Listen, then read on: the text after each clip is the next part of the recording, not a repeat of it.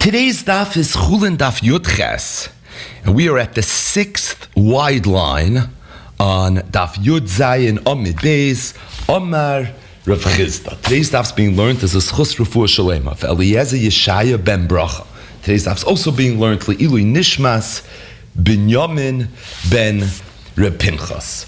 So, at the very end of yesterday's daf, the Gemara pivoted to a technical conversation, which was in very stark contrast to the overwhelming majority of yesterday's daf, which was anything but technical.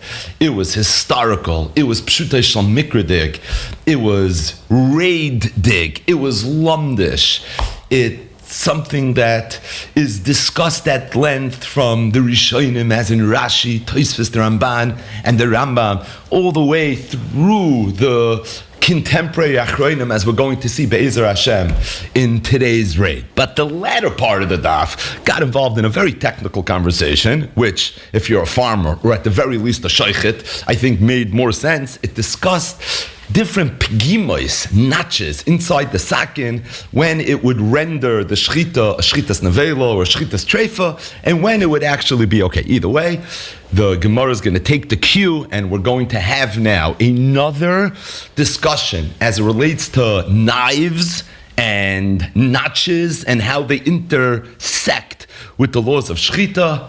That, by the way, is going to be the first part of today's daf. The second part of today's daf, we're going to start getting into an even more technical, if you could believe it, discussion with regards to shchita, and that is one of the 5 halachos l'Moshe Misinai, specifically the one known as hagrama, which is going to require background in the anatomy and physiology of animals, which is way above my pay grade, stating that a lot of Gemara, a lot of technicalities. We will, Be'ezer Hashem, do what we do, and then when it comes to raid, this is easy. We're going to go back to yesterday's daf and talk a lot about the machlokes between Rabbi Shmuel and Rabbi Akiva. But first, we have a lot of ground to cover. So, up to Hilgi Gemara, Rav Chisda, Rav Chisda said, Minay lebedika sakim min HaTorah. How do you know min HaTorah that the shochet, before he shecht, has to check the knife to make sure that there are no notches? Shenemar, Rav Chisda said it's learned out from a pasuk, ushchatetem bozeh va'achaltem. Now, this pasuk is in Shmuel Aleph Perek Yudalid, and the context over there is Shal is checking a knife to make sure the shchita is okay. Ushchatetem bozeh. Bozeh always means you're looking it between the eyes. So you see ushchatetem with something that I looked at, and then and only then, v'achaltem, is it going to be okay to eat? Pshita. I don't know, why did Rav Chisda need a pasuk to tell me that you have to do a bedika sakin? Kiv and the chinakav treifa, being that in the event that there would be a nekev in the kana or the veshet, before the shchita was done, it would render the animal into a treifa. So it's obvious by a bedika you should have to do a bedika. Meaning, why are you doing a bedika sakin? To make sure the shchita is going to be a proper shchita. So I need a pasuk to know that you have to do a proper bedika, right? It's as if you would have a pasuk somewhere in the Torah that says that before you take your esrog, make sure you boidik the esrog to see if it's kosher. If an esrog has to be kosher, I have to do a bedika.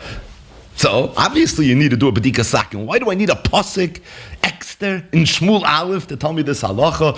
So the Gemara says, you're right. To teach me the ikar halacha of bedika sakin, I don't need a pasuk. But the chacham kamrinan, where Rav Chisda was learning from that pasuk was that you need bedikas chacham, sha'ol, ushchatetem bozeh. It was given to a chacham, a third party, an objective person. That's what you learn from that pasuk. Fake the Gemara can't be. You know why? Because Rabbi Yochanan said that the whole halacha of giving it to a sakin is just a way of being mechabed the chacham. But it sounds like me'ikra din, it's not actually something that you have to do. Now, if you're going to tell me that the pasuk is coming to teach me not bedika sakin, because that's pshita, but rather the fact that l'chacham kamrinan, so how could it be only mipnei kvoido shal chacham? Sounds like that's the ikar halachas learned out from a pasuk. Says the Gemara, you're right. You have to say midrabanan. That really bedika sakin is pshita, and the fact that you have to show it to a chacham, that's only a din derabanan, like Rabbi Yochanan said. Like amru lahari sakin lechacham elam b'pnei kvoidei shel chacham. I Rav Chisda brought a pasuk ukra asmachta b'almahu. This pasuk is mernit and asmachta b'almahu. So at the end of the day, Rav Chisda said, after further review, number one, it's not minayin lebedika sakin, it's minayin lebedika sakin lechacham. And number two, even though he brought a pasuk, all it is an asmachta b'alma. There is an interesting sidebar conversation in the Achronim, which we're not going to get into, but it's something that always comes up, and we've referenced so many times over the years, and that is Rav Chizda said, "Minayin lebedika sakin min haTorah."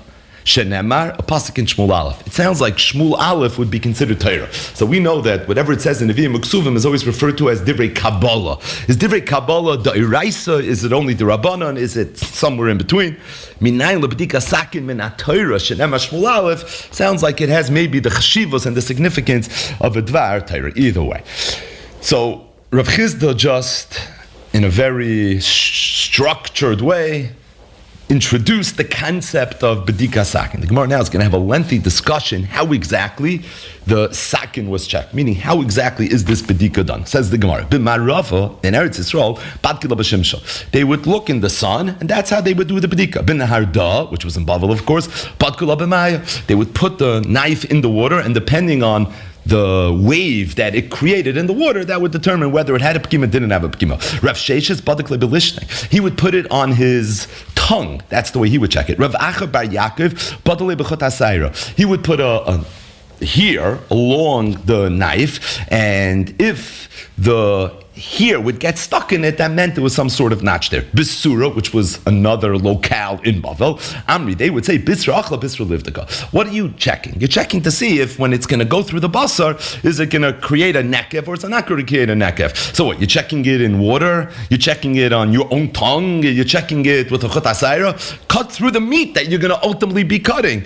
And therefore you have to use real live flesh as the object of the bedika in order to know exactly what this is. Rav Papa said, bedika abisra. The bedika has to be done on the bisra, which Rashi says means the basar of the etzba, va'atufra, which means on the fingernail, va'tlasu ruchasa. Additionally, you have to be baidik in three different places. You have to be baidik on the blade side, and then on the two sides of the blade, there too, you would have to be baidik as well. Taisvis, second Taisvis on the Yom, it says, why abisra va'atufra? Says Taisvis, abisra mishum veshet, va'atufra mishum kana. So again, we're not sheikhtim and farmers, but it seems that the veshet mirrors, just based on its consistency, bisra. The kana mirrors tufra, so you have to be baidik to make sure there's going to be no issue with the kana, there's going to be no issue with the veshet. That's why you do it in those ways. Additionally, Rav Papa is saying another halach, you have to do the tlas ruchasa, because again, all three of these sides are going to make contact with the animal, so therefore you have to check it in all three of these ways. Amalei Ravina Rav Ashi. Ravina told Rav Ashi, Amalach Rav Sama Breid Ramasharshim Mishmech. You know, Rav Sama Breid Ramasharshim told us in your name, that you said in the name of Rav. Exactly what Rav Papa said. That the way you do the bedika is, number one, bisra, number two, tufra for the kana and the veshet. Additionally, it has to be on the tlasa ruchasa. Amalei Rav Ashi told Ravina, a bisra v'atufra amri, it's true, I'm moide b'miktzas. A bisra v'atufra I sent, v'tlasa ruchasa layamri, but as it relates to tlasa ruchasa, I never said. Ikadamri, some say that what Rav Ashi told Ravina was, a bisra v'atufra tlasa ruchasa amri, it's true. I said all of that. However, you got it a little bit wrong, because you said that I said it in the name of Rava, mishmei Rava layamri. That part of it is not true. I never said it in the name of Rava. Ravina v'Rav Acha brei Rava, haviyasvi kamei Rav Ashi. Ravina and Rav Acha brei Rava were sitting in front of Rav Ashi. Could you read this line Gemara the same way after the Ray in the beginning of Masechta Chulin? I know I can't. So Ravina and Rav Acha brei Rava are both sitting in the presence of Rav Ashi. And somebody brought a sakin in front of Rav Ashi to do a bedika. Amalei the Rav Acha brei Rava. So Rav Ashi turned not to Ravina. It's interesting. He turned to Rav Acha brei Rava, his other right hand man, and he told him, "Bitka, I want you to do a bedika." Batcha. So okay, so Rav Acha did a bedika. What did he do? Atufra va'bisra va'tlasa ruchasa. Amalei, so Rav Ashi told him, "Yeyasher, you're doing moiridik v'chein." Amar Rav Kahana, who was Rav Ashi's Rebbe, my Rebbe Rav Kahana, he said the same thing. Rav Yema said, "Atufra va'bisra tzricha." So Rav Yema said, "I hold that atufra va'bisra is something that you have to do. However, as it relates to vatlasa ruchasa, that already something that loitzricha you don't have to do. Which, by the way, in one of the versions, that was Shittas Rav Ashi. Remember, Ravina told Rav Ashi, I heard in your name that you have to do bisra tufra tlasa ruchasa. I heard you say in the name of Rav. So there were two Lashonis for Rav Ashi's responses. One response was, I never said Tlas Ruchasa. The other response was, I said Tlas Ruchasa, I just didn't say in the name of Rav. So this Rav Yemar is going like that first list from the previous Gemara. That there's an idea of Atufra V'Abistra for the Kana and the Veshet, but Tlas Ruchasa you don't know. Have to. Why? And the Gemara says something very geschmack. Because Mili, I'm Rav Zera Shmuel. Didn't Rav Zera say in the name of Shmuel? In the event somebody made a sack in white hat, and he went ahead and he did a shchitasik share, it's going to be kosher. Why aren't you worried that maybe before the Kana and the Veshet was severed, maybe they got burnt, they were singed, and as a result, really this is not a kosher shchita? The reason is based on two things. Because the sharpness of the sakin is going to sever the Kana and the Veshet before the libun is going to make it hot. The kashalom, but the mneshiv had a kasha. It could stadim. What about the stadim? Right, the stadim are maybe going to make it hot. We said because the amount of heat that's on the spitz is very little, but the amount of heat that are on the sides, that would be greater. Vamrina, now what was the teretz? It's because Reb Zera holds beis hashchita mirvach ravach. So as you slit the Kana and the Veshet, it spreads out and the sides never actually touch it. Says the Gemara, Rav Yemar said, that's why I hold you don't have to check the Tlasa Ruchasa, because that's never going to make contact. It's only the Chidu that's going to make contact. It's based on Reb Zera's Memra, Daf Flos Chumash Torah from Chulin, Daf Ches Amid Aleph. More laws related to notches. There are three areas in halacha where you find the concept of a pgam. Pgimas etzem b'Pesach. So we know there's a lav in the Torah etzem leisish berubay when it comes to the bones of the carbon Pesach. Any pgam in the bone of the carbon Pesach would already be a problem. Pgimas oizen b'bchar. A b'char, there's a big nafkamina if it's a tam or if it's a balmum. Right? Either way, it goes to the kohen. But whether the kohen has to be makriv it as a carbon, there's a big nafkamina. That's why the ikar sugis of balimum are actually in the parish of b'char. It's the next mesechta in the Daf Yomi Machzer. We're going to get to it based on Hashem.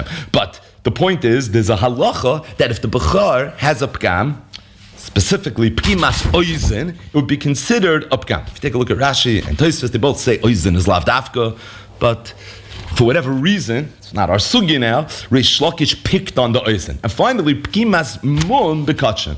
Really, any animal, any kachim that has any mum, if it's a pgam, that in and of itself would be a problem. Now, if you mention pgimas oizen b'bchar, why do you also have to mention pgimas mum b'kachim? Again, Tosfos speaks out that there's a bezundere chiddush as it relates to the laws of mumin regarding a b'char, and that's why it's singled out independently. Rav Chizda said this is really what we need, pgimas sakin. That there's another area in halacha, and that is if there's a pgam and a sakin, that's going to be an issue. So again, Rav Huna bar Rav Ketina sent the name Reish Lakish. Shalish pgimas saying pgimas etzem leisish berubay, pgimas oizen b'bchar, pgimas mum b'kachim. All kachim the galachas. Rav Chizda said even pgimas sakin. Says more of idach. Rav Shlokish, he's not Rav Chizda. He didn't say pgimas sakin. Why do we only mention three? What, he doesn't hold of the laws of pgimas sakin? Right. By the way, it's Geshmak. Rav Chizda, who's the one who started the sugya menayin lebedika sakin minatayra, he's the one that said pgimas sakin. It's nice. Geschmack, it's cute. But at the end of the day, Reish Lakish also holds that pgimas sakin is going to be a problem. So why didn't he say it? So the Gemara says, Bechulin like Kamai. Reish Lakish was learning Kachim. He wasn't learning Chulin. Chulin, so the Nach halach. In Kachim, there's three halachas of pgima. It says the Gemara V'Kulon, as it relates to all these pgimas, what is the shir pgima? Pgimas and kedei pgimas hamizbech. It's the same shir as the pgima of the mizbech. So another area where there was halacha of pgima was the halacha of the mizbeach. In Masechtas Zvachim, there's a sugya of the mizbeach shenifkam. If it's missing a little part of the mizbeach, that in itself could be an issue. By the way, Tosfos asks if pgimas mizbeach is also a pgima, so why did we say shalosh pgima same in kachim? There's a fourth. What about the pgimas of mizbeach? Ayin chunk. But either way, says the Gemara v'kama pgimas mizbeach. Okay, we're getting there, albeit very slowly. What is the pgimas mizbech? You're telling me the shir pgima of all the aforementioned is like the shir of the pgimas mizbech. What is the shir of the pgimas mizbech? Says the Gemara, it's if there's enough that if your nail would go across it, it would get stuck. That's what the shir would be. Faith the Gemara, is that true? I'll ask you a kasha. The shir pgimas mizbech is kedei shetarkabat zipoirin. I have a mufurish brayse that says a different shir. Kama pgimas mizbech. Reb Shimon ben Yochai oimer tefach. Rabbi Eliezer ben Yaakov oimer kezayis. It sounds like it's a different shir. So the Gemara says loy kasha.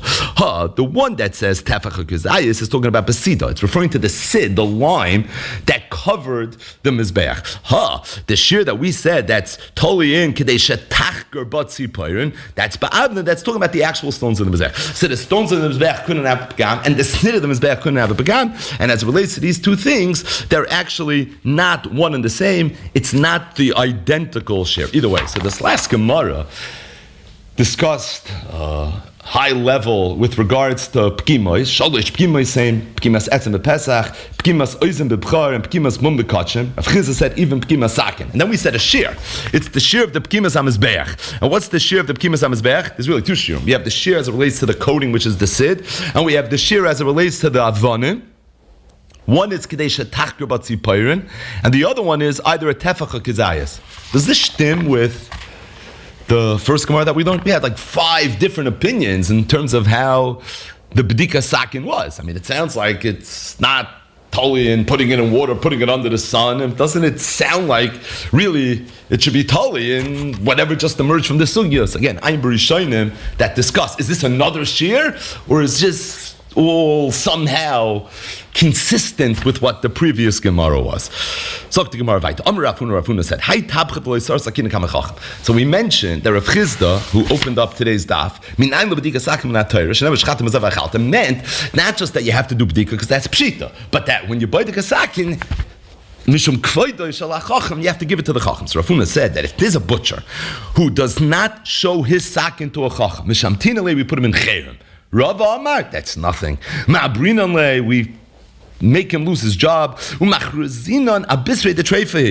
that, we put a pashkevilin to say that all his flesh is treif. And the Gemara says, even though it sounds like there's a machlokes, right? One is a little more harsh than the other. In the event that we did a b'dika afterwards and we found he's doing the right thing, he's just violating the principle of showing it to a chacham. Why mishamtinale? So this is a geshmak. It's because we know one of the people that was put in shamta was a person that's mevaz tam chacham. That's a davar muskim throughout Shas. So being that this person, he's not really violating the laws of treifus. What he's violating is the fact that he's not giving the covet to the chacham, like Rabbi Yochanan said. So therefore, you get the einish of someone that's not mechaped the chacham properly, and mishamtinale, you're going to put him in chayrim. If, however, you find out afterwards that his sakin was bad, well, that's easy. Mabrinale, yeah, this is clearly not the right work for you. Additionally, machrazin abis the treifi, because let's be honest, it might be a treifa. Ravina said, Rava said that if his sakin was found to not be yafa, mabrinale machrazin abis the treifi. If the sakin wasn't yafa, we do memasmasle beparta. Rashi says we take his basa and we smear it with soya. Because if we're going to just make it into a treifa, okay, so at least his dogs are going to be well fed. Or the evdei kechavim, right? Treifa's mutabana. What we do is we make it disgusting. We do something to it that will cause even the evdei kechavim to be fa'ekelt from it, and as a result, he's going to be punished. So again, it's me'inyan le'inyan ba'isa inyan. The nafkamina is Rava held that at the very least will allow him to have hana from it, whereas Ravina says I disagree. I don't even think he can have hana. So the Gemara, a story, a postscript. Who tapped? There was a butcher who didn't check his sakin. Kamei de Rava Bar Chinana, meaning he didn't show it to Rava Bar Chinana. So Rava Bar Chinana was the prevailing rabbi. He was the chacham, and he was the one that was inspecting the knives of all the butchers. And this one shaykhit didn't give his knife to Rava Bar Chinana. So Shamte, Rava Bar Chinana put him in chayrim, the abre, and he removed him from his job. And he said that his boss is treifa, right? He did everything but put the tsoya on top of the basar. In the meantime, Marzutra Rav Ashi came to visit Rav Bar Chinana. He told them, he says, I feel a little bit bad about what I did. You know why? Because I found out that Tolubei Tafli, that he has a shtib mit kinder, he has a whole family that he's supporting. I caused this guy to lose his parnasa because he wasn't being mechabed me properly. Like, in a way, I feel bad. Maybe there's some sort of eight. So the Gemara says, Rav Ashi l'sakines. Rav Ashi went, he was by the kesakiv, and he saw it was good.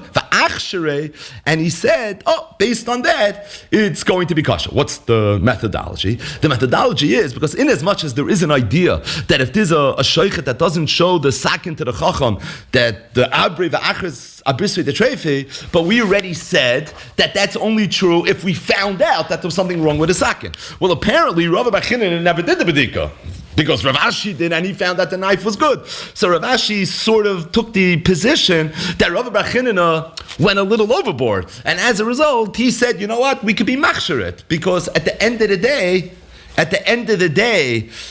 the only thing this person did is he violated giving the proper cover to the Chacham, so put him in Cherem, that's fine, but at the same time, the Cherem will eventually end, you can be mad to the Cherem, and he's going to have a parnas, so we can maintain his reputation, he'll be able to support his children. But the Gemara says, Mazucha turned to Rav Ashi, and told him, how do you have a right to do that? Lamaisa, Rav Bar Chinina said his shchitas basal. How do you have a right to go ahead and now say it's kosher? He told him, he told me to look into it. I don't know what you want from me. Says, I'm not making this up. Rav Bar Chinina said, look into it a little bit. What did he mean? He meant try to be malamet schus, try to come up with an eitzah. So he was able to come up with an eitzah. But the bottom is what you see from here is that Rav Bar Chinina, the Chatchila, Rashi thinks this out, was of the opinion that really any butcher that's loisar sakina kamichacham, even if we find out afterwards that his sakin was good, still it's giving ma'abrin lo machriz abisid the trefi.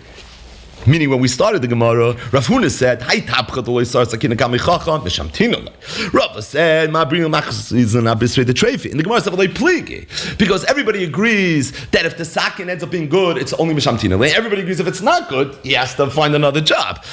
Rabbi Bar Chinina clearly didn't hold that way, because Rabbi Bar Chinina had not checked the sakin, and the only thing that he knew for a fact this person was violating was he wasn't giving him the proper covet, and he went ahead and he put him in Cherem, that's fine, but in addition to he was Abri Vachas Abisrei. So really, in the cheshbon of the Gemara, this was a third sheet. At the end of the day, Rav Ashi was overriding it, and he says, no, there's a Gemara of Eloi Pligi. That's pashit, that you have to do something, he violated your covet, but he doesn't have to lose his job because of the fact he didn't show it to the Chacham. The only time it would be warranted for him to lose his job is in the event that he actually was using a bad sock. Says the Gemara. Amar Rabbi Bar Huna. Rabbi Bar Huna said, Shein Telusha, detached tooth, v'tzipoirin Telusha, or a detached fingernail. Mutta lishche palachatchila, you're allowed to shech with lichatchila. So that's a long nail and a sharp tooth. But the bottom line is, if you want to do shchita with that, that's something you could do. It has like Malika vibes, right? Says the Gemara of Anantanan, we learned in a Mishnah, Bakol Shoichten. What did the Mishnah say? Chutz mi magol kotzev ha-megeiro va-shinayim va-ha-tzipoirim b'bnei shein choinkin. So what's the kasha? Kasha shein ha-shein kasha tzipoirim, not tzipoirim, right? That's the kasha. The Gemara says, no, shein ha-shein like kasha. As relates to the stira in shein, Rabbi Bar Avuna, the Amoira said you could shecht with a shein. The Mishnah said shinayim, you can't check with. That's not shver habbechada habbetarti. You could say very simply. Rabbi Bar Huna said shein in the singular. The Mishnah said shinayim. Maybe there's a difference between one and two. Maybe one you can have more control over. That's going to be okay. Two is already going to be an issue. Tzipor, not tzipor, like kasha, as it relates to tzipor, not tzipor. Then you can't say that. Why? Because Rabbi Bar Huna said tziporin in the singular, and the Mishnah didn't say tzipor nayim. It said tziporin also in the singular. So chadav v'tarti is not going to work. But there too, you can answer haba tlusha, haba mechuberes. Rabbi Bar Huna said tziporin tlusha, as opposed to a tziporin that's attached, it's not going to be okay. By the way, once you say haba tlusha, haba mechuberes, you could probably answer shein hashein that way also. But shein hashein, you don't have to come on to that. He said shein, he said shinai. It's from tziporin that it's mukhrach to say this distinction, and that is, there's a difference between whether it's talush or whether it's mechuber. Moving along. If somebody goes ahead and he shechs with a magal katzah, so magal katzah was one of the things that the previous Mishnah had mentioned is in the small group of exceptions of things you're not allowed to shecht with, right? Hakol sheichten, loilam sheichten, bakol sheichten, chutz. Few things. One of them was the magal katzer. That's the harvest sickle. Stating that, Dr. Mishnah, what would be if somebody shechts with a magal katzer, b'derech halichaser? Say he was moilech, but he wasn't mevi. So we saw this already in yesterday's act. Not every time did you have to be moilech or mevi. A sakin arucha, for example, you could be moilech without being mevi. But either way, if somebody is sheich b'magal katzer, b'derech halichaser, it was only moilech, he wasn't mevi. B'shamai pois, b'shamai said it's still going to be puzzle. Beis Hillel machshirim, Beis Hillel says it's going to be kosher. Why is it going to be kosher? The reason is because the way the magal katzer is shaped is all the notches are on a diagonal, which causes all the sharp points that the notches created to be facing downwards. So if you're moilech, you're not going to make any contact with those edges. It's when you're mevi, that's when you're going to. So Ashreicha b'magid katze b'derech halichasa, be'etzim nothing happened. Stating that Beishamai poislin gzeira atu mevi, Beis Hillel is always more mekel when machshir in this case as well. What would be if somebody went, the butcher went and he was machlik, he smoothed out all these edges. Harei kasakin, everybody holds like a sakin, that's for sure going to be okay. Meaning, even though you see we're sensitive to the magal kotzer, still magal kotzer, right? You take it out of your farming toolkit. Doesn't matter. At the end of the day, there are Ifanim where it's going to be okay. According to Beis Hillel, even if it has the edges, as long as you're Melech and Amevi, Beis Shammai doesn't like that, but Beis Shammai does agree if you smooth out the edges, even though it's a Magal Kotzer, still it's going to be fine. Amar Rab Chia bar Abba, Amar Rab Yochanan. Avkich Shir Beis Hillel. When Beis Hillel said that it's kosher, all they said was it's not going to have tumas nevela. Asura. Meaning, they didn't mean that you could even eat it. They hold like Beis Shammai. I'm worried about that. But Lamais, it's not a nevela, and as a result, tumas nevela is not going to. Rav Ashi said, I think I have a diak to this huge chiddush, right? From the Mishnah. The Mishnah said, Beis Shammai poislin, u Beis Hillel machshir. For like Tani, it didn't say, Beis Shammai oisrin, u Beis Hillel matirin. Beis Hillel matirin would say you're allowed to eat it. Machshir means it's kosher. What does kosher mean? Kosher means it's not tamei. Now, does kosher really mean it's not tamei? Tahar would mean it's not tamei. Next Gemara. Freit the Gemara. Litamech, according to you, listni Beis Shammai mitamin, u Beis Hillel mitarin. Ela zok the Gemara. Rav Ashi, this Dekanami, I don't hear so much because poislin u machshirin va'oisrin matirin. Hainu hach hainu chadam. We'll say I think it's all one and the same, and as a result, I don't think that there's a diak to be had. So again, if you want to say it, great Rabbi Yochanan said it. Who are we to argue? But to say Dekanami, Diktani, poislin and not machshirin, I hear that really it could have said oisin or matirin, but if Rabbi Yochanan's right, it should have said metamin and not matarin. Elamai, oisin or matirin is somewhere in between, right? It's somewhere in between, and if anything, oisin or matirin sounds a little bit more like, or poisel machshirim sounds a little bit more like oisin matirim, a little less like metamin u mitar. Moving along. Without coming up for breath, no shahiyah. So, as it relates to the next Mishnah, so now we're really getting into the process of shchita. So if you think about it, up until now, it was the mi v'mi hasheichten, and it was when can you do shchita, what type of animals require shchita, what type of knives can one use for shchita, right? Can you pull out your chainsaw, right? All these different halachas that we've been discussing up until this point. Now, we're up to the next part of the story of shchita, and that is the actual shchita. So we know there are 5 halachas that govern hilchas shchita. The first one that's going to be discussed right now is what's known as hagrama. So what exactly is hagrama? So shchita had to be done on the kana and the veshet, stating that not the entire kana and not the entire veshet were kosher for the shchita. So you can get the kana and the veshet right, and you can actually get everything else right as well. But if it's in the wrong place, the location, within the kana and the veshet is not where it's supposed to be, that in and of itself could end up being an issue. If somebody shechts the animal on the kana and the veshet, again, you got everything right. The problem was it was in the wrong makom of the kana and the veshet. Al zen nema the halach of hagrama. That's going to be an issue. There's another part to hagrama, and that is the law of hagrama states that it's not even enough that if you did the part of the shechita in the right place, could be it's not even enough if you did roiv of the shechita in the right place. You may actually have to get the entire shechita in the right place in order for it to be okay. As we'll see, it's a major machloikis tana. So again, really, hagrama at its core defines the makom in the kana and the veshet that the shechita had to take place. Now, naturally, the makom is going to have a high point and a low point, right? How high up the kana and the veshet can one go or not go, and how low on the kana and the veshet can one go or not go. Naturally speaking, it's going to be, how high and how low, right? That goes without saying. That's what the definition of hagrama is going to be. Our Mishnah, as we're going to see, is only going to discuss the high water mark. As far as the low water mark, it's not discussed. It's a discussion amongst the Mefarshei Talmud. Why is it that we only discuss the high part and not the low part? As a matter of fact, it's not going to be discussed in this Mishnah. It's not going to be discussed in a later Mishnah either. It's going to be discussed a little in the Sugya, but it's not going to be discussed in the actual Mishnah. And it seems like it was so pashut to the Chevra exactly what that was, that it was something that didn't even have to be said. So again, we're going to introduce the laws of Hagrama, but it's going to be done in a not such systematic way. You would have thought, Solkadait Chamina, I'm going to tell you the low part and the high part.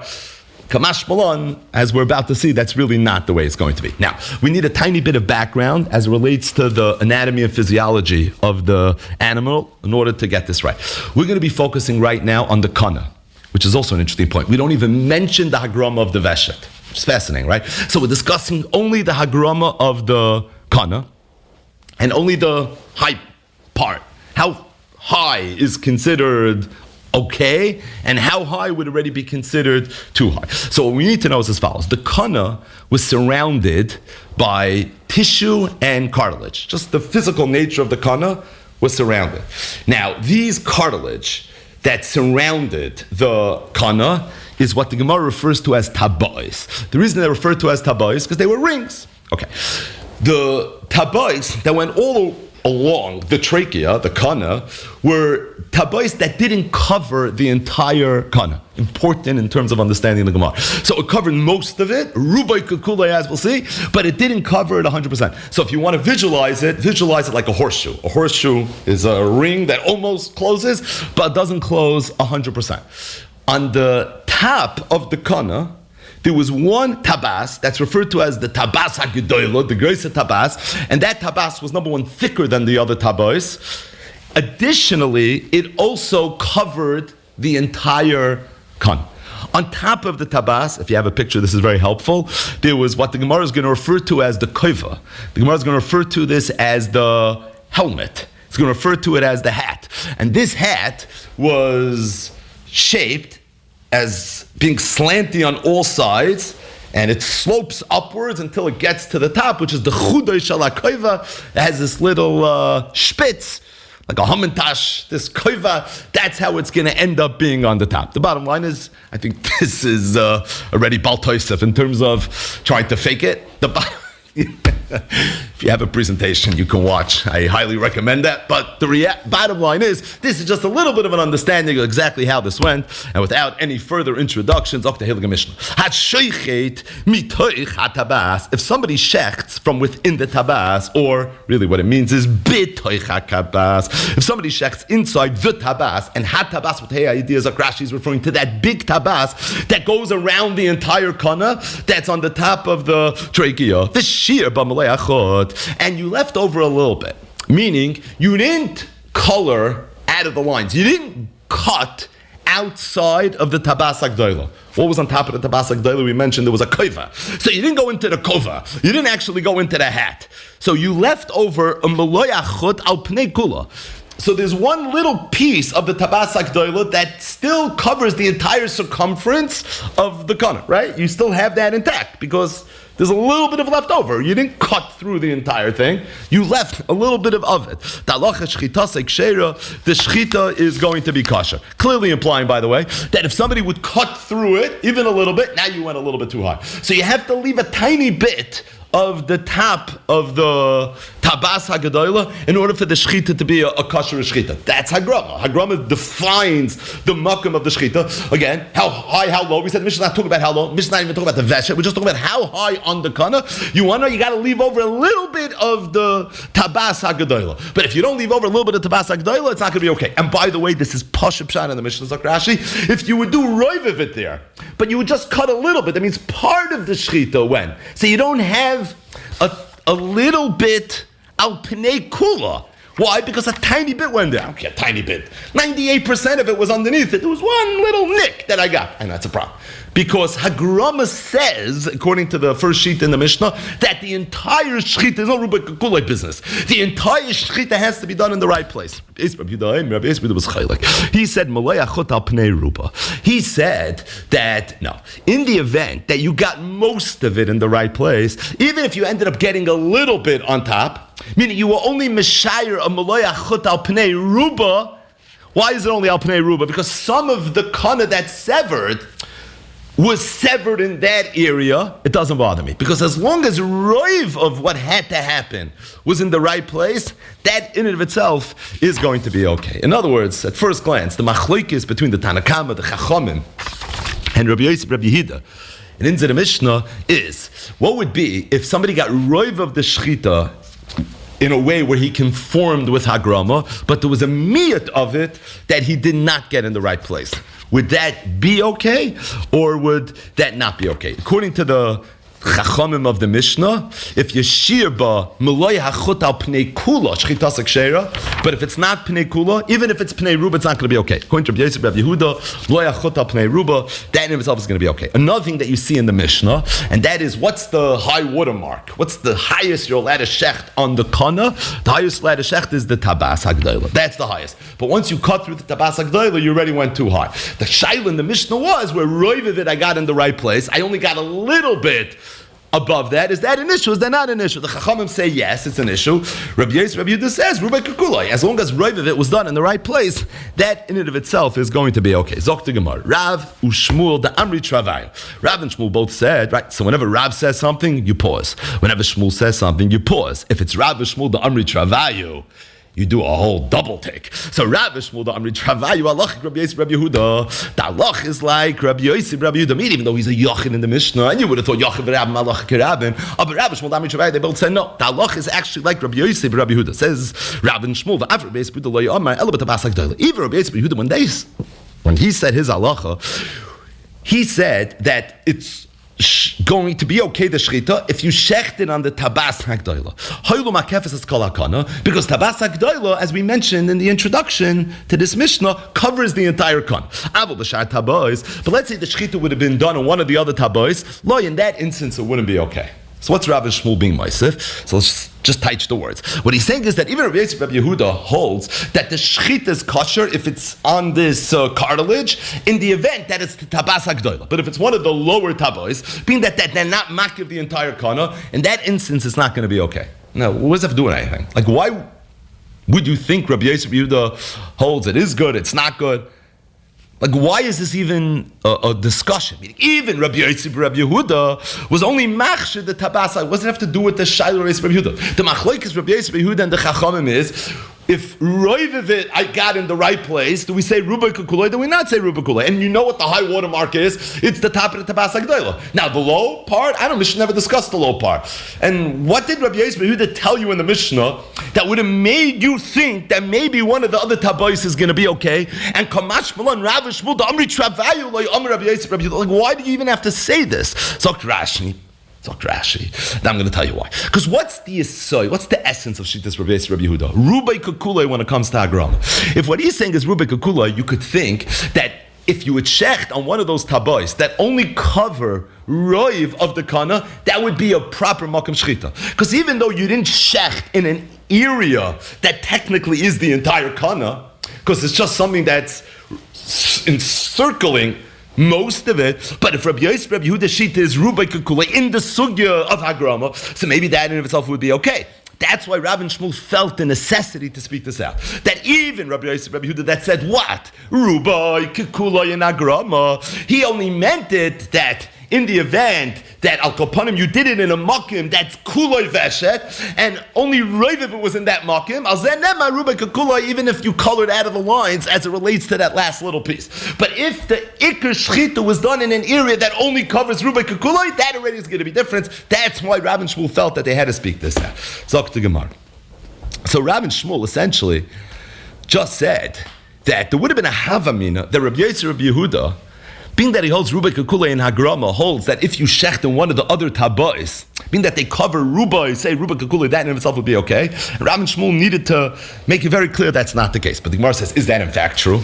Meaning, what's going to emerge now is that Havamina that Rav and Shmuel had, that Rabbi Yosef Rabbi Yehuda would hold based on Rubai Kakule, that if you shecht on one of the other tabais, it's going to be okay, is actually maybe a reality. Ubeshar tabais, Vatanya, we learned in a brayso, Rabbi Yosef Rabbi Yehuda, you ready? The punchline is the first line. Hashoichet b'shar tabois, afal pishe ein makifois es kol hakana. If somebody shechs on one of these other cartilages, one of these other rings, even though it doesn't encircle the entire kana, hayul umakifois es reif hakana, being that it's makiv most of it, shchitas like sheira, the shchit is going to be kasha. Now we're going to finish the brayso, but really that's the kasha. You see, mefurish that Rabbi Yosef Yehuda extends the concept of rubai kekulai to these other tabois as well.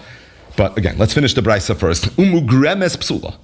Mugremes is going to be possible. So what does this mean? In the event that most of the shechita was done in the right place, but only part of the shechita was done in the wrong place, that in of itself would be okay. Rashi says, if that's what Mugremes means, then v'rabbanan kamri lo. You have to say this is not Rabbi Yosef, Rabbi Yehuda talking. It's the Rabbanan of our Mishnah, because Rabbi Yosef, Rabbi Yehuda clearly holds Mugremes is kshera. And then finally, there's even a third opinion mentioned over here in this brayso. Heyed Rab Chanina ben Antignus al ha-Mugremes shehi kshera. Rab Chanina ben Antignus said, as it relates to the Mugremes of the Chachamim, it's kosher. The Gemara is going to, in the course of the sugya, have a little bit of a discussion what exactly Rab Chanina ben Antignus means. But for now, let's stay focused.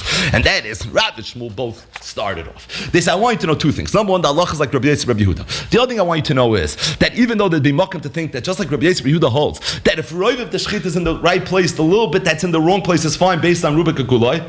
But as it relates to shechting in a makom that encircles only Rubai of the Kana, you're not going to say Rubik Akuloi. That's the two members that Rav and Shmuel say. Number one, the halacha is like Rabbi Yosef, Rabbi Yehuda. Now that you know it's the halacha, I need to clarify that Rabbi Yosef, Rabbi Yehuda only said his halacha as it relates to where the shechita was done in the tabas hagdolah. But if you're going to shecht on one of the other tabais, then already it's not going to be okay. By the way, I just want to be clear. According to Rav and Shmuel, in Rabbi Yosef, Rabbi Yehuda, if the person would shecht in between the tabais, that would also be fine.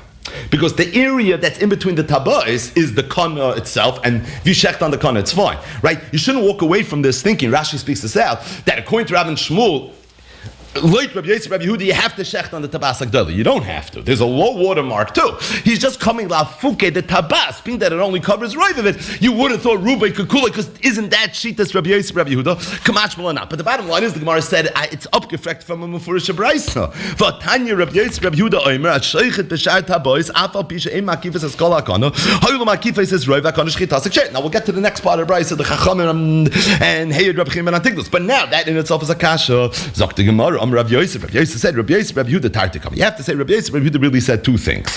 Rav Shmuel sabri kavase bechada upliga aleh bechada. And a chanami. Rav Shmuel are not denying that Rabbi Yosef, Rabbi Yehuda said that Rubik Akuloi works even for the tabas that only covers roiv of the kana. If that's the case, what did Rav and Shmuel mean when they said Avol b'shar taboisloi? That we don't paskin like Rabbi Yosef, Rabbi Yehuda. That I paskin like Rabbi Yosef, Rabbi Yehuda's halacha into the Mishnah if you color that at the lines. But in terms of if you did the shchita on that the ringo, that already is not going to be okay. But the Gemara says not what Rav and Shmuel said, right? It didn't feel right. If you look back at the Gemara, v'haloi amar Rabbi Yosef, Rabbi Yehuda kamri, right? That's not what he says. The Gemara says hachi kamri. You got to do a little editor-oo. Halacha kamoyse b'tabas hagdolah v'in halacha kamoyse b'shar tavois and a chinami. So the Gemara, Rab Zera, where Rab Zera came from Bavel Teretz Yisrael, as he very famously did. Achal mugremes the Rav and Shmuel. So he went and he ate the mugremes the Rav and Shmuel. What does this mean? So Rashi says this is talking about he ate from an animal where there was a shchita that was done on one of the tabais, not the tabas hagdolah, one of the other tabais that only covered most of it, which was something that in the world of Rav and Shmuel is a mugremes. It violated the principle of Hagrama because they hold in halacha Rabbi Yosef, Rabbi Yehuda in that case. So Rab Zera is going and he's being meko like Rabbi Yosef, Rabbi Yehuda, the like Rav and Shmuel who said that even though halacha Rabbi Yosef, Rabbi Yehuda, it's only with regards to Rabbi Yosef, Rabbi Yehuda into the Mishnah. But as it relates to this Rabbi Yosef, Rabbi Yehuda, they're already not. So the Gemara says, Amri le, so the Chacham in Eretz Yisrael, they turned to Rab Zera and he told, Labni asked Rav Shmuelat, don't you come from Rav and Shmuel? So if you're from Rav and Shmuel, how could you go ahead and go not like Rav and Shmuel, right? You're coming from a place where the minig is to follow this memory of Rav and Shmuel, that Allah is not like Rabbi Yosef, Rabbi Yehuda. So how are you going ahead and you're being mekel? By the way, this is another Gemara where Rab Zera is getting caught up in Machalos Asuras, right? Hashta behemten shal tzadikim. Refer back to the three Gemaras in the beginning of the Masechta and the Yerushalmi. But the bottom line is, so they told him, don't you come from Rav? Honestly, he told him, man Amra. He said, one second, this memra that Rav and Shmuel quote unquote said that in Allah Rabbi Yosef, Rabbi Yehuda as it relates to the other dinagrama. Tell me, who's the Baal Memra? So they told him Yosef Bar Chia, more popularly known as Rav Yosef. So the Gemara says, Rab Zera told him, Yosef Bar Chia, Mikula Al Magamer. He has halachas from everybody. You know, he's a big makabel. He was a Sinai, right? But it comes with an invoice, and that is sometimes he knows prices and things that are not 100% oiskehalten. He's not a bar samcha when it comes to this. So the Gemara says, Shomer Rav Yosef. Word trickled back to Rav Yosef. Rav Yosef got wind of this. By the way, this is Rav Zeir in Eretz Yisrael. Rav Yosef's in Bavel. So somebody peddled back this halacha. Ikbid, he got angry.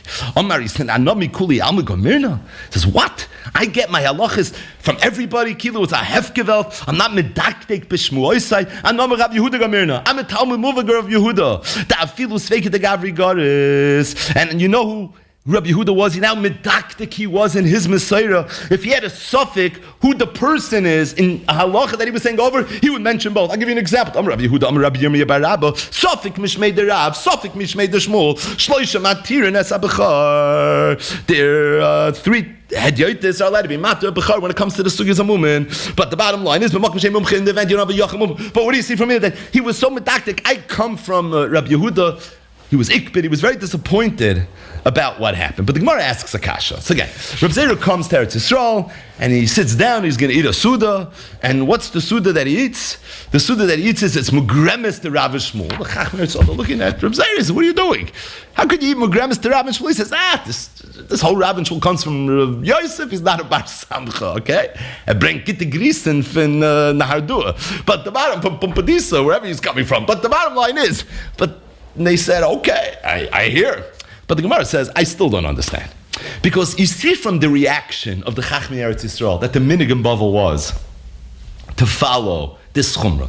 Now, you want to tell me it was a chumrah that was based on a flawed Messiah from Rabbi Yosef? But Lamaisa, there's something called Makam Shenagu, right? There's something called a minig. So the Gemara says, I don't understand. Reb Zera, at the end of the day, you came from a place where the minig was to be machmer. And by the way, let's explain this a drop better. It sounds a little bit from the Gemara that Reb Zera, when he was in Eretz Yisrael, maybe, or when he was in Bavel, he maybe didn't eat mugremes to Rav Shmuel. But now he came to Eretz Yisrael, he felt like a free man. I'm not meshuvah to this anymore, right? But the Gemara says, Reb Zera, leslie noisen all of chumrei hamakom sheyatzim misham v'chumrei hamakom shehalach l'sham. The minig in Bavel was not to eat. And the Gemara is assuming Reb Zera himself probably didn't eat. Elamai, now he's in Eretz Yisrael, he's not meshubit. But it's not true, he is meshubit. It's the Mishnah, Makom Shenagu, Psachim Daf Nun, one of the most famous Mishnayos in Shas. That if somebody goes from a Makom Shenagu this way to a Makom Shenagu that way, so the halacha is, they're nice and chumrei Makom Shehalach. So he came from a place where they were machmir, so the should have been machmir. So the Gemara says, Amar Abaye. Abaye said, Hani Mili, you know when that halacha was said, that halacha Makom Shenagu, this is talking about when somebody goes mi Bavel LeBavel, or me Eretz Yisrael, Inami, or even me Eretz Yisrael LeBavel. Avol mi Bavel Eretz Yisrael.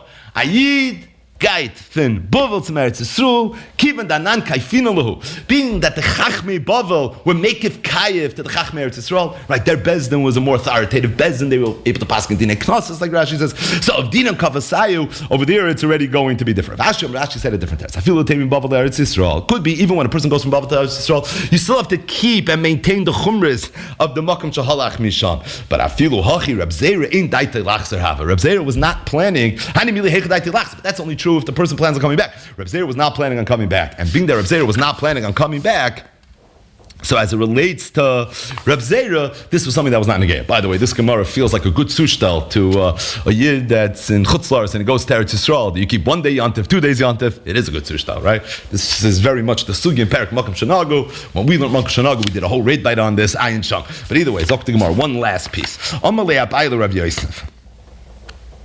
Abaya told Rav Yosef, the Rabbanon that came from Mechuzah, Amri said, Amr Rab Zera Mishmei Rav Nachman, that Rab Zera said in the name of Rav Nachman that Mugremes Kshera, that Mugremes is actually kosher. So what's the kasha? The kasha is that the Gemara assumed for a davar pasha that in Bavel the minig was that people did not eat the Mugremes of Rav and Shmuel, this mugremes of Rabbi Yosef, Rabbi Yehuda, right? People were machmer in that Indian. The question was, Reb Zera comes to Eretz Yisrael, all of a sudden he's a free man, he's allowed to eat it. Like, what happened over here? Like, what? So the Gemara gave different terutzim. But the Gemara says, Abaye told Rabbi Yosef, I don't even think that's true, because I heard that Rabbanu came from Mechuzah, and they said that Reb Zera himself said in the name of Rav Nachman that mugremes is kshera. It sounds like Tailan was eating mugremes. So if Tailan was eating mugremes, that should undermine this whole discussion. Reb Zera should have said, or the Gemara should have defended Reb Zera. No, he came from a place where mugremes was actually treated as being okay. Amalei Rav Yosef told Abaye, Nahara Nahara Upashte. This is an expression that you find different rivers flow different ways. Meaning, Bavel was not all created equally. There were places in Bavel where they were a little bit more machmer. There were places in Bavel they were a little bit more mekel. We're going to stop here. Be'ez Hashem, we'll pick this up tomorrow. We're still in the middle of the technicalities. Tomorrow's daf will start off with a little bit of a recap, which will segue into the next part. Some heavy lumdus in tomorrow's daf as well, as we are going to see. But as it relates to raid, stopping this a little bit abruptly, and really going back to the Iker portion of yesterday's daf, and that is the epic machloikis between Rabbi Shmuel and Rabbi Akiva. So let's just set this up a little bit. We mentioned that there are psukim in Parshas Re'eh. This is in Perek Yud Beis, Pasuk Chav, Chav Aleph, Chav Beis, Chav Gimel, Chav Dalet, Chav Hei, Chav Vav, Chav Zayin, Chav Ches, tucked away, that describe Moshe Rabbeinu telling the Yidden that when you're going to come to Eretz Yisrael, you're going to want to eat basar. It'll be okay to eat basar. Stating that, you have to shecht. Also, make sure you don't eat the dam. You can eat it betuma or betahira. Also, recognize it's only true for chulin. As it relates to kachim, that already you're going to have to bring to the makam hamikdash. And if you do that, it's a gaitich gitzan. That's basically what Moshe Rabbeinu tells the Yidden. Now, it would seem to suggest that before the Yidden came to Eretz Yisrael, there was something in this parsha that was really off limits. And there was a major machloikis, Rabbi Shmuel, Rabbi Akiva, what that was. Rabbi Shmuel said, I understand, reading the simplest translation of these words in these psukim, that what the pasuk is saying is that until the Yidden came to Eretz Yisrael, if somebody wanted to eat meat just because he wanted a piece of meat, it would not have been okay. Basar taiva was asa during the 40 years that the Yidden were in the midbar. It was dafka when they came to Eretz Yisrael that it became mutter. Rabbi Akiva said that's untenable. For sure the Yidden were allowed to eat basar taiva when they were in the midbar. Okay, so then what's the chiddush of this pasuk? The chiddush is that when they were in the midbar, if they wanted to eat basar taiva, you can go hunting. But here, now already you have to conform with the laws of shechita. So according to Rabbi Yishmael, there was an Issa Basa type of 40 years in the Midbar, which became Mut when they came to Eretz Yisrael. According to Rabbi Akiva, there was a Heter Basa Nechira during the 40 years that the Yidden were in the Midbar. And when they came to Eretz Yisrael, now all of a sudden Basa Nechira became Masa. We also saw very much in yesterday's daf that the Gemara said that in as much as Rabbi Shmuel holds, there was an Isser Basar Taiva, but it was only with regards to Basar, an animal that was able to be brought on the Mizbeach. But the Tzvi and the Ayil, for example, the Slav that we mentioned in the post game yesterday, any animal that wasn't actually put on the Mizbeach, that you were allowed to eat al zel loy nemar, an isser of basa taiva. The Gemara also qualified Shitas Rabbi Akiva that as much as Rabbi Akiva holds that you were allowed to eat basa nechira, that was only true as it relates to basa chulin, but basa kachim, learn Parshas Vayikra, Shachet has been Abakar, etc. So Avada over there was going to be halacha of shchita. It was just as it relates to basa nechira. Taiva, as it relates to chulin, there was halacha that you were allowed to eat basa nechira as well. Another thing we mentioned very much yesterday was that this machlekes Rishon Rabbi Akiva has ramifications. How to learn Vayikra Perek Yud Zayin, the parsha of Shchutei Chutz. We know there's a parsha of Shchutei Chutz, and then there's a parsha of Alas Chutz. This is Kachim 101, Perek Ashaychet Vamayla, Paras Chatas, etc. And I think 100 out of 100 times, a Kachim de Geyid learns the parsha of Shchutei Chutz, and he looks at Rashi, B'Mukdashim HaKasim Medaber, it's a parsha in Kachim, stating that the Ramban and the Rambam and the Yad Chazaka and really all the Rishonim say that in the world of Rabbi Shmuel, for sure, there's makom to say that parsha of Shchutei Chutz is actually not unique to B'Mukdashim HaKasim Medaber. There is an Indian maybe of Shchutei Chutz ben Muktashim HaKasim Medaber. But the parish is lav dafka ben Muktashim, because even by Chulin there was an Issa Basa Taiva, and it could be that extended itself to an Issa Shchita, ad kedei kach, that if somebody would shech Basa Taiva, it would even be Chayiv Kares. And the Ramban in Pshutei Shel Mikra says, I prefer this Pshat, and he says that all the Psukim and all the Agadas are more mashma like Shitas Rabbi Shmuel, and therefore in Pshutei Shel Mikra here in Vayikra Perek Yud Zayin and L'Shitasa in Parashas Re'eh, Perek Yud Beis, the Ramban goes and he's mefarish to psukim like Rabbi Yishmael that it's not even dealing with bim muktashim HaKasim Medaber, but rather what it's dealing with is basar chulin. What it's dealing with is an issa teshech basar taiva. And if a person would go ahead and do that, he would be chayiv kos. We mentioned yesterday Ba'arichos, the Rambam in the end of Perek Dalet of Hilchos Shchita, where the Rambam learns like Rabbi Akiva, halacha Rabbi Akiva mechaveroi. But even in Rabbi Akiva's world, the Rambam learned the Pshutei Shel Mikra in Parashas Achrimos, the Parashas of Shchutei Chutz is talking about Bechulin. Because even Rabbi Akiva, who held that Basa Nechira is mutter, the side of it is that if you want to eat Chulin, it has to be Nechira. Because the only time you're allowed to do Shchita is Dafka in the Makam HaMikdash. Either way, this is some of the Rebbe we spoke about yesterday. We mentioned from the Netziv, what would be the beer that you're not allowed to shech Basa Chulin, period? and that it's a chi of chorus, the teretz is because the pasuk says, "V'lo yizbechu oid esefcheim l'seir masherhem zoyne machrem." That's what the pasuk says, and that is a reason maybe not only to not shecht kachim bachutz, but not even to shecht chulin bachutz. And if this is an abizrayu d'avodah zarah, you understand why it's something that would carry with it this harsh punishment of a chi of kares. Again, there's so much to be marchiv on this Indian. Ki yarchiv Hashem alekeches gvulcha. But again, a very, very short recap of some of the raid that we spoke about yesterday. But as it relates to today, I think it's kedai to have a little bit of fun as it relates to raid, specifically from the Beis Medrash of Ramei Simcha, the Meshech Chochmah. The Meshech Chochmah in Parshas Achrei Mos. This is in Perek Tez Zayin Pasuk Gimel. He brings a davar yadua that also Baruch Hashem we've spoken about so many times over the years, and it's said over in the name of the Goyin. It's Kamada Mefurish and Medrash in the beginning of Parshas Achrei Mos. But the Goyin said that we know that the only time a person was allowed to go into the Kodesh HaKadoshim was on Yom Kippur. And even then, it was only the Kohen Gadol. It was Dafka, the Kohen Gadol, the holiest person, on the holiest deity. But said the Goyin that it's not true, it's a misnomer.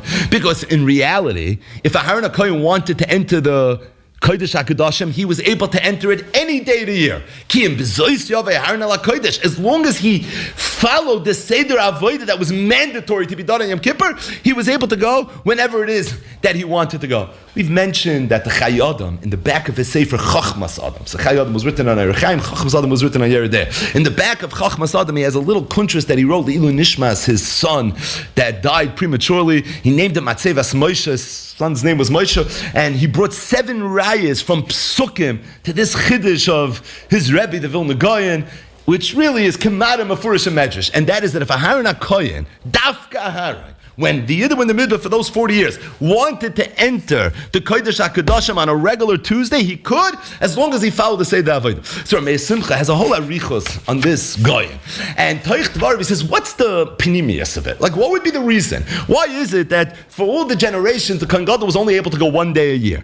But when the Yidden were in the Midbar, then he can go whenever he wanted. Says Ramei Simcha, we know from the Sugis of Masechtes Yuma, the first daf in Masechtes Shavuos, that the Ikra Avodah of Yom Kippur was mechaper for what? It was mechaper for Tumas Mikdash v'Kadoshav. In fact, everything other than the Sar Lazazel, pretty much, was mechaper for different permutations and variables in the world of Tumas Mikdash v'Kadoshav. Says Ramei Simcha, it's yutachin to say that ordinarily Tumas Mikdash v'Kadoshav was not something that was so shchiach. It wasn't so matzoi. As a result, one day a year, the Yidden got kapara for Tumas Mikdash v'Kadoshav. But when the Yidden were 40 years in the Midbar, we know Shitas Rabbi Yishmael is that there was an Issa to eat Basa Taiva. Being that there was Issa to eat Basa Taiva, any time a person wanted a steak dinner, you know what he had to do? He had to bring a carbon shlamim. And the Basa that he was eating was always kachim the Gebasar. So he says it's poshit that the Yidden am sich gedreit mer in the Mishkan, and the Yidden am sich gedreit mer mekachim.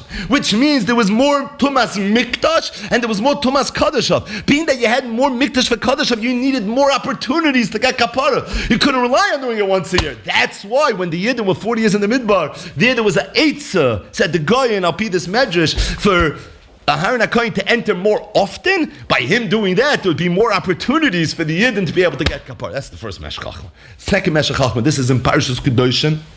This is Perek Yutes Pasuk Hey, a pasuk that we mentioned recently a few times, the last Gemara Masechtes Menachos, and we had it here in the beginning of Chulin as well. The Chisiz b'chu zevach shlamim l'Hashem l'rtzoinchem tizbachu. If you're going to bring a carbon shlamim, you should bring it l'rtzoinchem.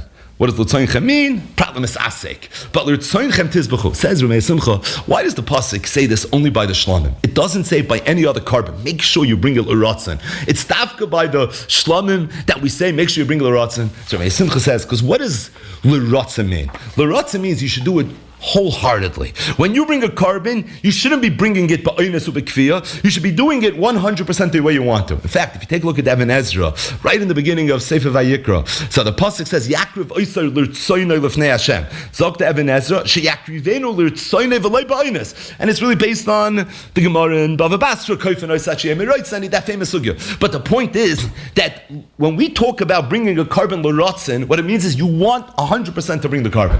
He says, anytime a person brought a carbon, he was probably bringing a baratz. Why else was he bringing the carbon? He said, but in the 40 years of the midbar, the Yidden were not allowed to eat basa taifa, which means if I want a steak dinner, there's only one way I could do it. I have to bring a carbon. There says Ramei Simcha, it's yitachin, it's mistaver, that maybe when he's bringing this carbon, he's not really bringing it because he wants to. He's bringing it ba'inus. What's the inus? I have no choice. But really, I just want to order a steak to go. I want a pastrami on a ride. That's really all I want, with a pickle and mustard. I'm not interested right now in bringing a carbon. There's an issa basa taiva. That's why by the shlamim, the Torah said, I know what you might be thinking. It's a panim chadashis in seeing the shlamim, right? We mentioned that diak in the parsha of Shchutei Chutz yesterday. Shlamim, because the shlamim served a dual purpose 40 years in the midbar. It was the way you had a steak dinner. So you would have thought that maybe there you're not going to have the proper ratzin. And Poshep Shan in the pasuk, that's why the Torah says, Ramei Simcha says, another meshech chachma. The Gemara says in Menachos, Daf Chav Tes Amud Aleph, Tanid Rabbi Shmuel. There were three things that were very difficult for Moshe. Kadosh Baruch Hu pointed to these three things, and then he understood. If Elohein, Menorah, V'Rish Chodesh, V'Shratzim. Those were the three things. Menorah, how do you know it? Tichsev v'zeh ma'aseh ha-menorah. Rosh Chodesh, today, tichsev ha'chodesh hazeh lochem, Rosh Chodashim. And Shratzim, because it says, v'zeh lochem atameh. Zok the Gemara, v'yesh oimrim, there are those that say, af hilcha shchita. Shenemar, because the pasuk says, v'zeh asher taseh ala mizbeach. Why is it that this yesh oimrim, in this brisa, that says, af hilcha shchita, learned that it was kosher for Moshe Rabbeinu to do shchita, and that HaKadosh Baruch had to show him how to do shchita, from which pasuk? V'zeh asher tasa ala mizbeach. The end of the pasuk, by the way, is k'fasa b'nei shana shnayim la yom tamid. It's from the Karban Oila. Why was Hilcha Shchita taught by the Karban Oila? L'chayra shchita schulin. It was always negayed to have to know how to do shchita. Why is the v'zeh asher tasa ala mizbeach tafka by shchitas kosher? Zakar Meir Simcha, l'fi Rabbi Akiva, who holds that you were allowed to eat basar taiva b'nechira. So where was in negayed shchita? Only in kosher. That's why it's tucked away in Parashas Tetzaveh when we're dealing with shchitas kosher. V'zeh asher tasa ala mizbeach. Aren't you eating meat every day? Yeah. Aren't you eating the slav? Yeah, we've been eating the slav, but we've been shooting it out of the sky. That's how we've been doing it, old school. But in terms of shchita, we've never done a shchita. Oh, now you're telling me there's something called shchita? Where you be mechad shchita to me? In the carbon tummy, the ikar carbon of all the carbonas? Oh, so that's a davar that was neschadish in kachim, like the Gemara said, kachim shiny, or kachim shiny, Zakar Meir Simcha. That's why I rather saw the hafla in his panim yafis, right here on this pasuk. He says exactly what Meir Simcha says, and he actually makes a second level cheshbon, because who's the first shita? It's Tana Rabbi Yishmael said Shlosh Dvarim Hayikashin Loyla Moshe, and the Yesh Oimrin is Afil Chashchita. He makes the cheshbon. Yesh Oimrin is Rabbi Akiva, and Rabbi Yishmael the Shitasai, Ayin Sham in the Hafla. He has a slightly different nusach than Ramei Simcha. We're staying in the world of Ramei Simcha now. Ayin Sham. Either way, so far we did 3 Ramei Simchas, right? First one was in Parshas Achri Mos, with regards to the Goyin. Why Aaron HaKohen was able to enter Lefnai V'Lefnim whenever he wanted to enter Lefnai V'Lefnim. The second one was Parshas Kedoshim, why the Torah has to say L'Tzoinchem Tizbachu as it relates to the carbon shlamim. And the third one was the one that we just mentioned in Parshas Tetzaveh. This is in Rabbi Akiva's world. Why the Vizeh, that it was kosher to Moshe Rabbeinu, how to do the shchita, is something that was mentioned by the carbon tamid, l'chayra, all the shchitas that they were doing. It should have been a gay already by shchitas chulin. The teretz is because then already basar l'chir was mutter. But I want to mention a fourth Ramei Simcha. And this one is a dot longer. But it's classic, Ben Benoishel classic. And this Meshech Chachma is in Parshas Boy. It's Perik Yud Beis Pasuk Zayin. The Pasuk says, Va'amartem zevach pesach hu l'Hashem. Ramei Simcha makes a diuk, and that is that the Torah mentions twice this idea that the carbon pesach should be l'Hashem. It mentions it in Perik Yud Beis Pasuk Yud Aleph. V'achaltem oisa b'chipazoin pesach hu l'Hashem. And then it says it again in Pasuk Chav Zayin. Va'amartem zevach pesach hu l'Hashem. Ramei Simcha, why is it that the first time it mentioned that the achil of the carbon pesach should be l'Hashem, and the second time it says va'amartem zevach pesach l'Hashem means the zvicha throughout kachim that the shchita should be l'Hashem. It's 2 psukim in the same parak in Parshas Bay. One time the dogush is on the achila, the second time the dogush is on the zvicha. Zakar Meir Simcha. We know that the halacha is, it's a Gemara Masechta Zvachim Daf Gimel, that although there's something called the Machshava Peiselas when it comes to Kachim, but at the same time, Kachim Mechalal in Kachim, ve'in Chulin Mechalal in Kachim. The Gemara says, the mina machrivba, the lav mina loy machrivba. So if somebody brings a carbon and he has a machshava, a different carbon, oilo l'shem shlamim, that's a machshava apiselas. But if somebody would be mechavin, oilo l'shem chulin, being that that's not kachim mechalim kachim, that's the lav mina loy machrivba, over there it wouldn't be a problem. Stating that, the Rambam, with his groisa kayach in Hoira, in Hilchas Psuli HaMikdash in Perek Tes Vav Aloch Yud Aleph says, HaPesach sheshochtoi b'machsheve shinei Hashem, bein sheshina shmoi l'shem zevach acher, bein sheshinei l'shem chulin. If somebody shechts a carbon Pesach l'shem chulin pasol, shenemar v'amartem zevach Pesach l'Hashem. The Rambam says there's one exception to this rule. That's the carbon Pesach. If somebody would shecht the carbon Pesach and he would have it in mind l'shem chulin, there the halachas would be pasol. How do I know that? Shenemar v'amartem zevach Pesach l'Hashem. And the question, says Ramei Simcha, is why is it that the carbon Pesach is different? And even in the carbon Pesach, the Rambam's lashon is a Pesach sheshochtoi. It sounds like it's only the shechit of the carbon Pesach. And look at the pasuk.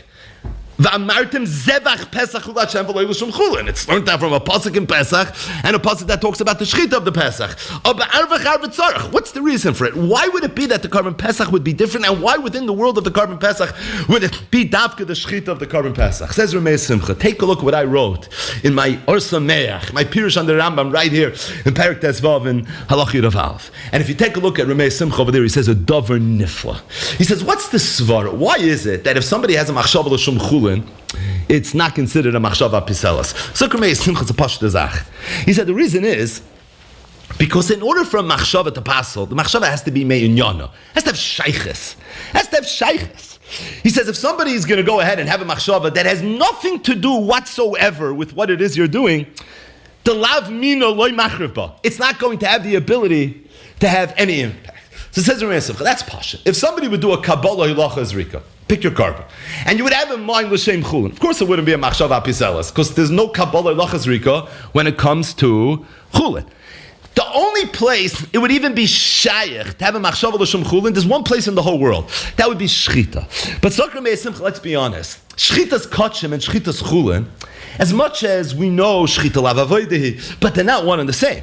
Because shchita's chulin is be'ikr to be mater basal achila, and shchita's kachim is to be mater the basal achila, but it's also to be machshe the dam, to be able to go on the mizbeach. So even by shchita Zokra Meir Simcha, a machshav l'shem chulin is the lav mina loy machar, but it's not going to be okay. But Zokra Meir Simcha, everybody knows that there's one carbon in the world that's different than all the other carbonas. There's one carbon in the world where the ikr of the carbon is not avodah sadam. The carbon is the achila, and that's the carbon pesach. That's why the carbon pesach doesn't say rechti chayach, and that's why by the carbon pesach, someone that's a zaken or a chayla can't be part of a carbon pesach, and that's why in the sugi vein basar ain't dam, even if you have a kazayis of imur, if you don't have a kazayis of basar, you can't bring the carbon pesach, and that's why there's something called machshava shaloi l'shum oichlav that you have in psachim that you don't. There's 100 rayas to this. This is a yisoid musad that we spoke about countless times when we learn Masechtas Psachim. But the bottom line is this is carbon pesach 101, that it's fundamentally different than all the other carbonas. All carbonas, the ikr is the avodah sadam. Granted, there's a chelik of it that's achila. But when it comes to carbon pesach, the ikr is the achila, and that's why the Beis Halevi said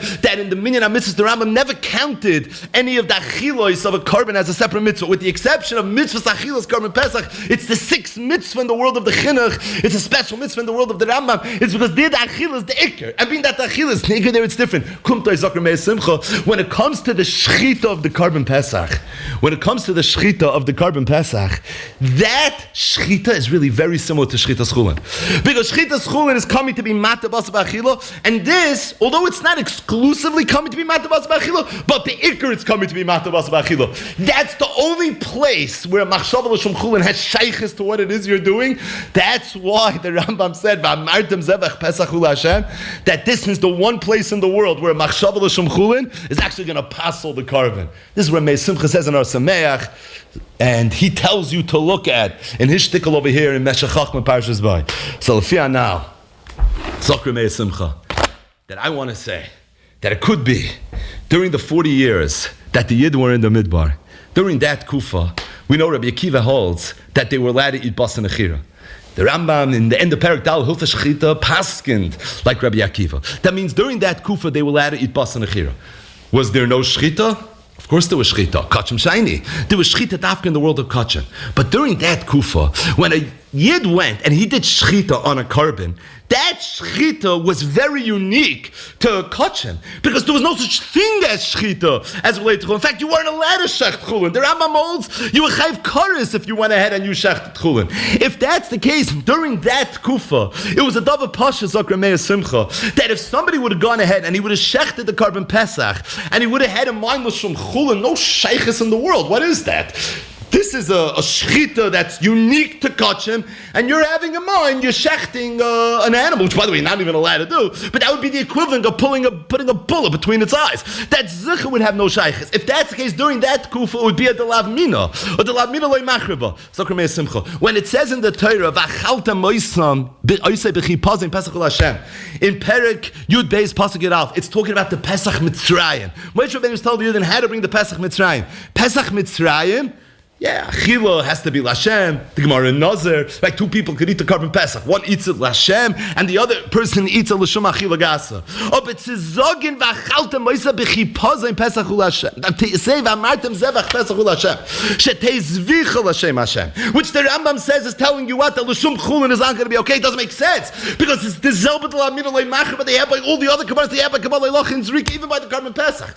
But if you look before Pesach of Zayin, the Pesach is Avayu Allah, so we're going to go there. Yisrael, and you're going to probably say there, Vigada to Levincha, and then you're going to bring the carbon Pesach. Amartem Zevach Pesach ul Hashem.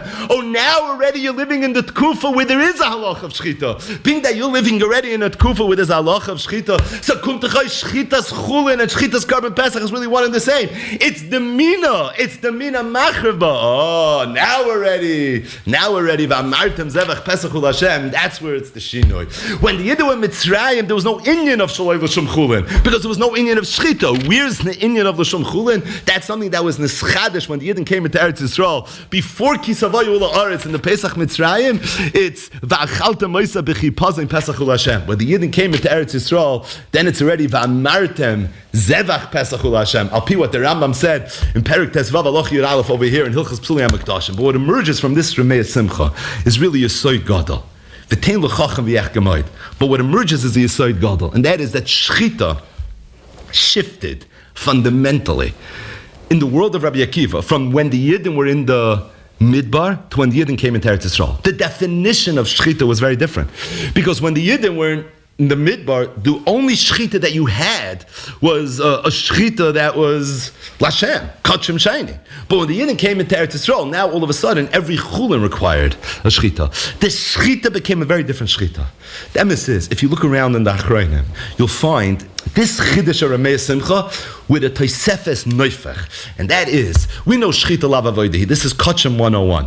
Why Shchita Lav Avodah? A Tosfos Shas brings in the name of the Ri Meir Leinish, also known as the Ri of Orleans. But the Ri Meir Leinish, one of the Bali Tosfos said, that why is it that Shchita Lav Avodah? It's because the reason you're doing the shchita is part and parcel because you're going to want to eat the basar. And the only time you can eat the basar is if you do a shchita.